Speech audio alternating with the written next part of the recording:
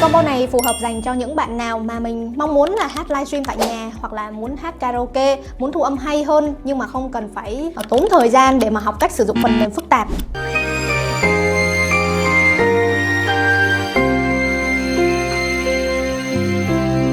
Không danh không phận, em có ân hận khi em tiếp cận.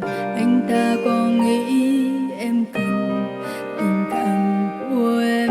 Trao ai em nên suy nghĩ lại, tương lai em còn dài, thanh xuân nào tồn tại mãi mãi. Quay đi rồi ngược lại, mập mờ chẳng công khai. Bên em hiện tại chẳng một vài nào vững chãi. Em nghĩ em là gì, họ đến họ cũng đi. Em đem tuổi xuân thì hy sinh người cộng lãng phí.